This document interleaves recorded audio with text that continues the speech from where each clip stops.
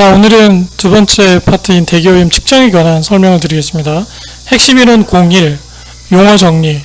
그 대기오염 측정할 때 용어에 대한 기준이 명확하게 제시가 되어 있는데요. 특히 많이 나오는 부분이 이 정확히 단다를 몇 미리그램 또는 몇 마이크로, 몇 미리그램 또는 몇 그램을 다는 것을 뜻하는지를 묻거나 또는 감압 또는 진공 요 기준을 묻는 문제가 많이 나와요. 이거 15mmHg라고 써 있는데 이게 수은주죠. 네.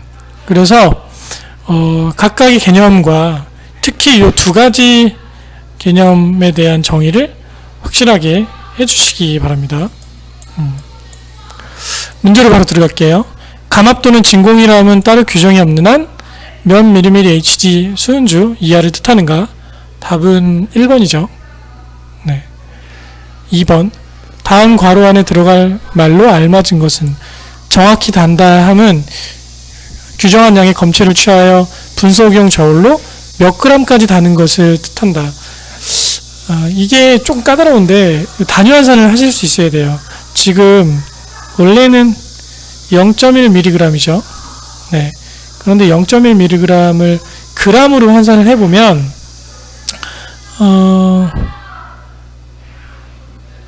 1000mg이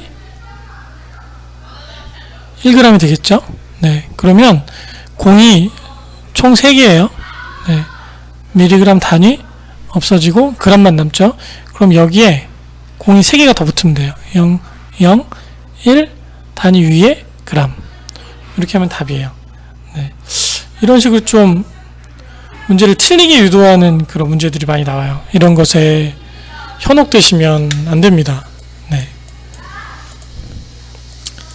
핵심 이론 02, 용기의 종류. 용기의 종류도 시험에 자주 출제가 되는데요. 각 용기마다 어떤 물질을 차단하는지에 대한 기준이 명확하게 제시가 되어 있어요. 우선 밀폐용기라고 하면 이물이 들어가지 않거나 내용물이 손상되지 않도록 보호한다. 기준이 나와 있죠. 기밀용기라고 하면 공기와 가스가 침입하지 않도록 보호한다. 밀봉용기라고 하면 미생물이 침입하지 않도록. 차광용기는 이름에서 알 수 있겠죠? 광선. 그래서 어떤 식으로 차단하는지에 대한 정확한 내용을 아시고 문제를 푸시면 됩니다.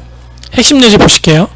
다음은 대기오염 공정시험법 방법에 명시된 용기의 정의이다. 괄호 안에 알맞은 것은 미생물은 아까 뭐라고 그랬죠?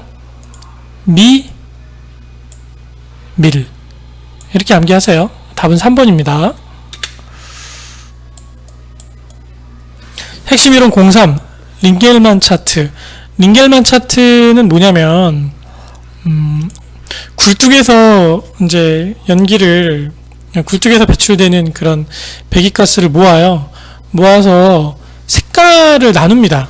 그래서 이제 굴뚝에서 연기가 배출되었을 때 새하얀색으로 되면 이제 0도, 20% 좀 진한 색으로 되면 1도, 뭐 2도, 3도, 4도, 5도, 5도는 100%면 굉장히 어두운 진한 색깔이겠죠. 그리고 색깔의 정도에 따라서 0도부터 5도까지를 나누어서 매연의 농도를 기준으로 하는 차트를 말합니다. 보통 환경 기준은 우리나라에서는 2도 이하를 권고를 하죠. 이 내용을 아시고 문제를 한번 풀어보실게요. 링겔만 차트와 관련이 있는 것은 답은 1번 매연 측정이죠. 다른 건 전혀 상관이 없어요. 3. 기상현상. 핵심 이론 대기의 조성 및 구조. 대기의 조성 비율은 부피 비율로 나타냈을 때 질소가 약 78.1% 그리고 산소가 약 21% 이렇게 존재를 합니다. 근데 질량비는 좀 달라요. 질량은 산소의 분자량이 더 크니까 산소가 약 23%고요. 질소는 약 76%라고 보면 돼요. 그래서 부피비나 질량비나 모두 질소와 산소를 포함하면 대기 전체의 99% 정도를 나타낸다고 보시면 됩니다. 기타 물질에 대한 설명은 그냥 눈으로 확인하고 넘어가겠습니다. 대기권은 크게 대륙권과 성층권과 중간권, 열권 이 4가지 권역으로 나뉘고요. 온도의 상승 하강에 따라서 이렇게 각각을 구분을 지어 놨어요. 우선 대류권의 핵심 키워드는 대류현상이 일어난다 와 그리고 위로 올라갈수록 기온이 하강한다, 이 두 가지입니다. 이제 위로 올라갈수록 기온이 하강하는 이유는 우리가 보통 이제 좀 잘못 알고 있는 이유가 여기가 땅이고 여기가 태양이 이렇게 있어요. 태양이 열 에너지를 단파로 이렇게 보내줘요. 그럼 지표면이 흡수를 해요. 흡수를 한 다음에 장파로 다시 이렇게 반사를 시키거든요. 요 땅 지표면이 반사하는 이 장파 에너지가 열원인 거예요. 그러니까 햇빛에 가까워서 뜨거운 게 아니라 지표면과 가까우면 가까울수록 따뜻해요. 그래서 위로 올라갈수록 기온이 하강한다는 이유는 바로 그 사실에 기인을 하고요. 그래서 산에 올라가면 추워지죠. 이 두 가지 명심하시기 바랍니다. 성층권은 중요 키워드가 이제 오존층 존재해서 그 자외선을 흡수한다 와 올라가면 올라갈수록 따뜻해진다. 따뜻해지는 이유는 자외선 흡수해서 따뜻해진다고 보시면 됩니다. 그리고 중간권은 그 위의 영역인데 여기서는 이제 땅에서부터 또 멀어지니까 단순히 추워지는 거예요. 네. 대류현상은 나타나지만 대류현상이 나타나는 이유는 아랫공기와 밑공기의 온도 차이가 대류권과 똑같기 때문에 대기가 불안정하고 그래서 대류현상은 발생이 돼요. 하지만 공기가 별로 없어서 뭐 비가 온다거나 눈이 온다거나 그런 기상현상은 발생하지 않죠. 열권은 이제 그 중간권 위의 영역부터 쭉인데 열권은 위로 올라가면 올라갈수록 태양과 점점 가까워지겠죠. 그래서 기온이 상당히 높아집니다. 그리고 오로라 현상이 발생하는 그런 영역으로 알고 계시면 됩니다. 네. 그래서 이렇게 대기권의 영역 4가지를 정리를 해봤습니다.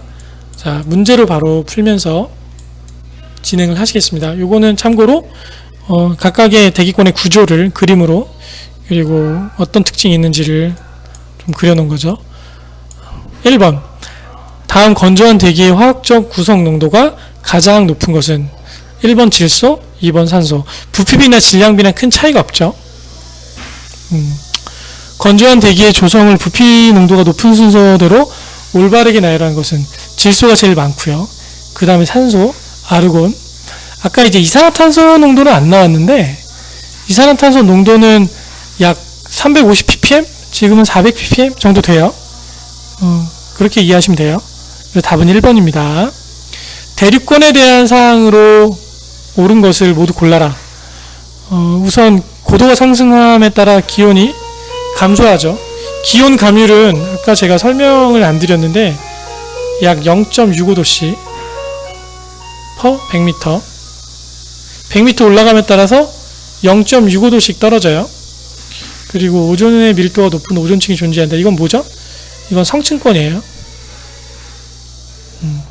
지상으로부터 50에서 85km 아니죠. 약 0에서 10에서 12km 사이의 지층. 공기의 수직 이동에 의한 대류현상이 일어나죠. 눈이나 비가 내린 기상현상이 일어납니다. 그래서 답은 기역, 리을, 미음 4번입니다.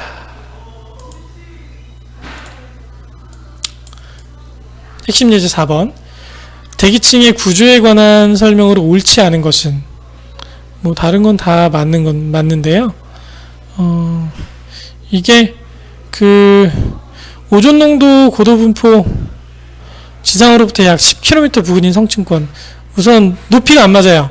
10km 이상이고요. 오존 농도는 이제 35ppm을 찍지를 않아요. 약 10ppm의 농도를 찍고요. 그 이상은 잘 나타내지 않는다고 합니다. 그리고 오존층의 두께를 표현하는 단위도 있는데 그것도 좀 그러니까 오존층의 농도나 부피나 이거를 표현하는 단위나 이런 것이 우리가 알고 있는 단위 표현 방법은 조금 달라요.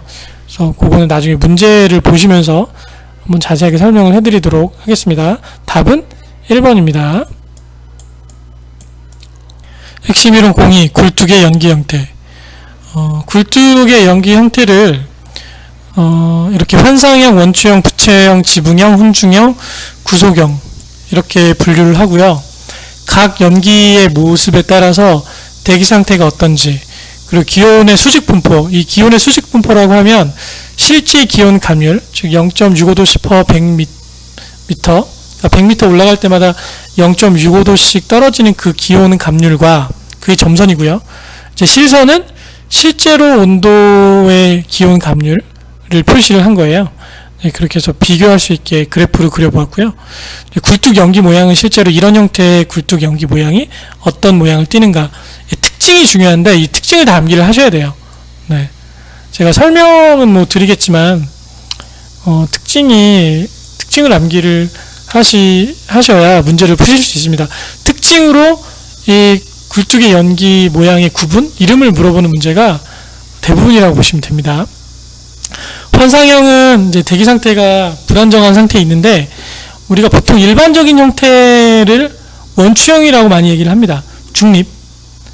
중립이라는 것이 말 그대로 그냥 그 대기 상태가 일반적인 보통의 상황이다 라고 보시면 되고요. 보통은 고도가 올라갈수록 온도가 떨어지죠. 네. 그래서 이 모양은 연기가 어떻게 퍼져나가는지 예측하기가 쉬워요. 그래서 실제로 연기 모양에 따라서 원추를 만들어내기 때문에 이름을 원추형이라고 지었습니다. 환상형은 원추형보다는 대기가 조금 더 불안하고 난류가 심할 때 발생을 해요. 그래서 이런 경우는 이제 원추형보다는 조금 더 연기가 덜 퍼져나가요. 그래서 국부적인 고농도 오염이 발생할 확률이 상당히 높다고 보시면 됩니다. 이제 아래부터는 다 이제 부분적으로 역전층이 발생을 하는 형태인데요. 부채형은 전체가 역전층인 경우에요. 그래서 굴뚝에서 연기가 나왔을 때 퍼져나가지 않죠. 그래서 한 영역에서 계속 유지를 하면서 오염을 끼치게 되고요. 지붕형은 이제 말 그대로 지붕처럼 아래에는 안정되기 때문에 밑으로 연기가 못 내려가요. 반대로 상층은 불안정하니까 상층에서는 연기가 이제 혼합이 됩니다. 이게 바람이 부는 원리가 계속 제가 말씀드리지만 하층의 공기가 덥고 상층의 공기가 차가울 때 공기의 무게에 의해서 이게 순환이 되는 거거든요. 찬 공기, 더운 공기가 있으면 더운 공기 위로 올라가려고 그러고 찬 공기 밑으로 내려가려고 하잖아요. 근데 여기에 이제 코리올리의 힘이라는 그 전향력이 같이 더해져서 공기가 불고 바람이 불면서 순환이 되는 거예요. 근데 역전층이 형성되면 그게 반대가 돼서 바람이 안 불죠. 요거는 이제 요 아래 부분에 역전층이 형성이 된 거예요. 훈증형은 반대로 위에 역전층이 형성이 된 거죠. 그래서 위로 못 올라가고 밑에서만 굴뚝 연기가 순환이 됩니다. 구속형은 특이해요. 상층과 하층에 역전층이 형성되고 요 중간에서만 순환이 형성되는 그런 그 형태라고 보시면 됩니다. 대부분의 역전층은 해가 뜨면 지표를 골고루 달고 줬을 때 사라진다고 보시면 됩니다. 문제를 풀겠습니다. 다음 중 유효 굴뚝 높이에 영향을 미치는 인자와 가장 거리가 먼 것은? 유효 굴뚝 높이라고 하면 실제로 굴뚝을 만들 때 이제 굴뚝을 이렇게 만들고 연기가 바로 이렇게 나오진 않죠. 연기는 보통 나올 때 일정한 높이를 형성하면서 이렇게 날아가거든요. 그럼 유효 굴뚝 높이는 여기 전체예요. 실제 굴뚝의 높이와 연기가 혼합되어서 뻗어나가는 그런 그 높이까지 포함한 것이 이제 이걸 유효 굴뚝 높이라고 보시면 돼요. 유효 굴뚝 높이를 정할 때는 굴뚝의 높이는 당연히 중요하겠죠. 풍속도 중요합니다. 바람의 속도가 어떻게 되느냐. 바람이 많이 불면 불수록 이 연기의 그 일정하게 올라가는 이 높이가 줄어들어요.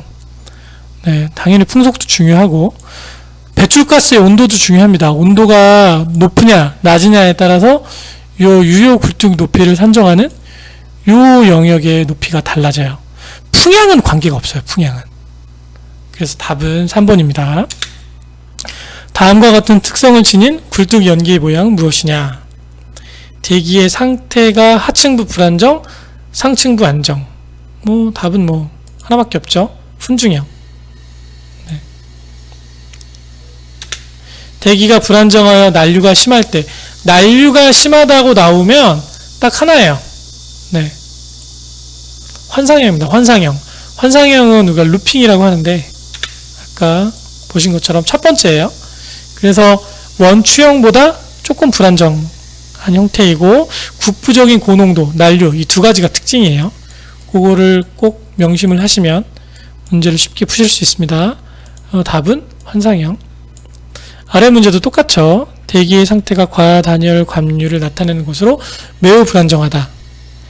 와류라는 거는 공기의 흐름이 심하다는 뜻이고, 국부적인 고농도 현상 발생. 답은 환상형입니다. 다음 장 보실게요. 네. 대기오염 현상을 이제 여러 가지로 구분을 해서 설명을 드리겠는데요. 지구 온실 효과, 오존층 파괴, 열섬 효과, 그 다음에 산성우, 이렇게 구분해서 설명을 드리겠습니다.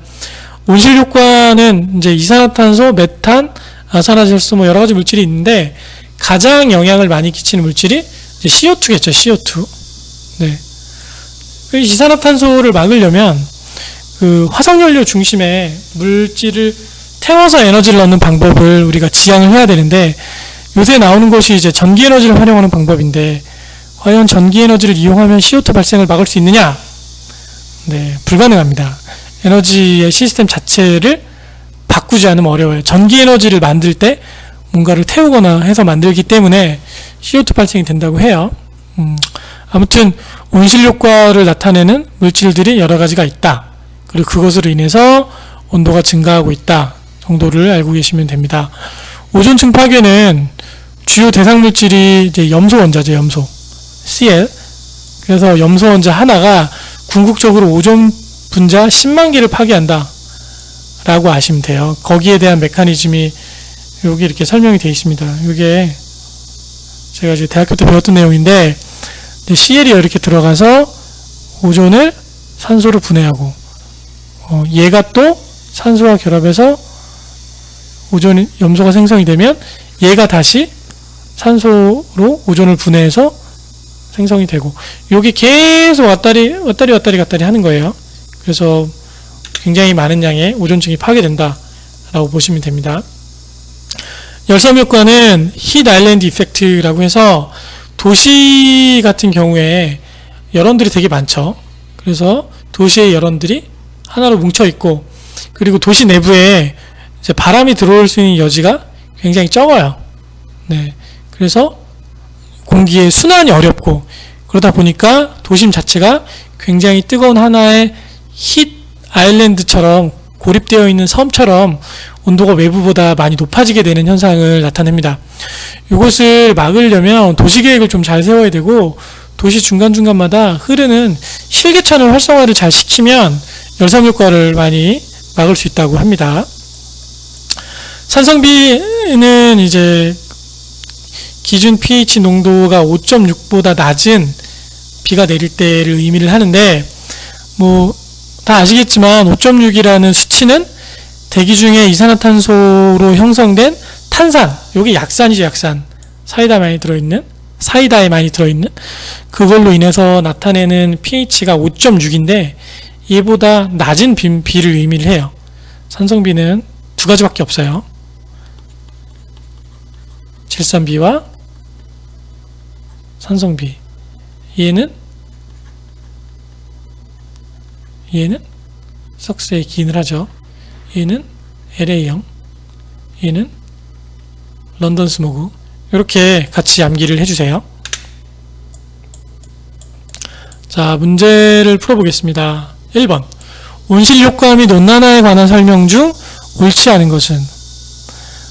말도 안 되는 얘기죠. 4번. 대기 중의 CO2는 태양광선 중에 자외선을 흡수한다. 자외선을 흡수하는 것은 뭐죠? 오존입니다. 오존. 성층권에 있는 오존이에요. 2번. 오존층의 두께를 표시하는 단위. 요거는 넙슨이라고 해요. 이게 뭐 밀리미터다, 뭐 센티미터다 이런 기준이 없어요. 네, 기압과 온도에 따라서 이게 단위가 다르기 때문에 그래서 굳이 이제 이 평균적인 오존층의 두께를 우리가 인지할 수 있는 그 단위로 표현을 하면 약 한 3mm 정도 된다고 합니다. 3mm의 오존층이 지구를 이렇게 뺑 둘러싸여 있는 거예요. 네. 오존층이 구멍이 좀 많이 나 있는 옅은 지역이 있습니다. 남극. 이거는 오존층 감소 현상이 일어나기 전부터 원래 남극 쪽에는 오존층의 농도가 이 상층에 있는 농도가 옅었어요. 그래서 남반구에 사는 호주 같은 경우에 이게 적도고요. 네, 피부암 환자가 좀 더 많죠. 그게 그런 영향이라고 합니다. 그 원인은 뭐 원인까지는 저도 정확하게 모르겠어요. 네. 그래서 3-2번의 답은 dobson이라는 4번이 되고요. 3번 대기오염으로 인한 지구환경 변화 중 도시지역의 공장 뭐 대충 읽어보면 이제 힛 아일랜드에 관한 설명이죠. 답은 2번입니다. 다음 빈칸에 알맞은 내용은 무엇인가? 산성우 대기 중에 강우 아까 pH 기준 몇이라고 그랬죠? pH 5.6. 네. 그래서 5.6 그리고 이산화탄소. 답은 4번입니다. 그래서 이산화탄소의 영향으로 pH 5.6 이하의 그 강우를 산성비라고 규정을 한다. 다음 중 산성비에 관한 설명으로 가장 거리가 먼 것은 바젤 협약은 그 산성비 방지에 대한 협약이 아니라 여기 보시면 그 유해 폐기물 국가 간 이동을 막는 그 협약이에요. 협약에 대한 정리도 좀 하긴 해야 되는데 굉장히 많거든요. 그래서 뭐 도쿄 정서 뭐부터 시작해서 여러 가지 내용들이 있는데 그것도 한번 시간 내서 제가 정리를 한번 해드리도록 하겠습니다. 그래서 2번이 거리가 멀고요. 나머지는 다 맞습니다. 네. 여기 아까 3대 강산 제가 말씀드렸죠. 황산, 염산, 질산. 근데 뭐 염산에 대한 산성비는 거의 뭐 드물고 주로 이제 이 두 가지죠. 런던형 스모그, LA형 스모그. 자, 여기까지 해서 마치겠습니다. 다음 시간에는 유해가스 처리 부분을 설명해 드리겠습니다.